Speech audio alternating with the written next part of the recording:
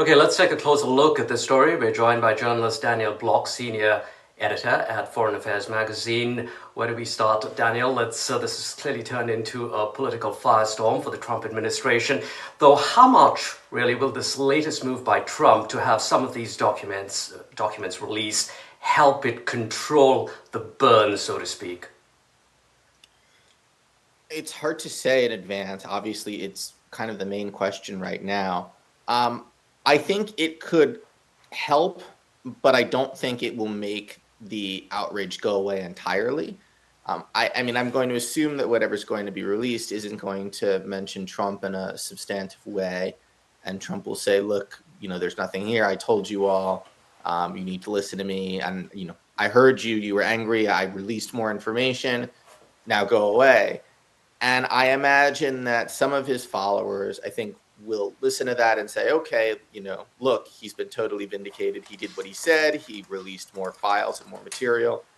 Now let's go home. But for the hardcore conspiracy theorists, there's really no way to satisfy them, I think, when it comes to this case, because they'll see whatever comes out and they'll say they're still hiding things. These aren't the full Epstein files that we were promised. And the question really is, of the people in his base and of American voters in general, how many fall in the latter category versus how many fall in the former? Right, Daniel, what about the Wall Street Journal report? How damaging is that? I would be surprised if it has major and substantive political damage to him.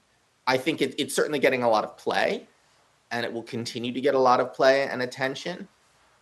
The number of Trump voters who, will see that and say, wow, we think he actually is somebody who was abusing minors based on that report, I think is probably relatively small.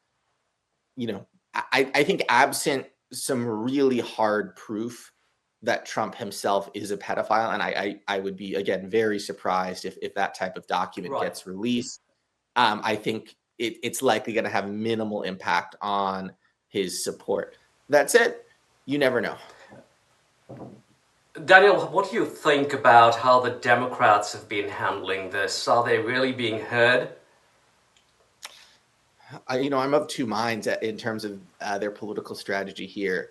On the one hand, they see this clearly as an opportunity to excite their own base, and then I think also to drive a wedge in Trump's coalition.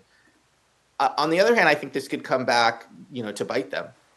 You could see Trump, who's already trying to target different Democratic figures and Democratic elites in various ways, satisfying his base by saying, oh, there is some sort of ring and it involves high-level Democratic officials, and I'm going to send the FBI to investigate them.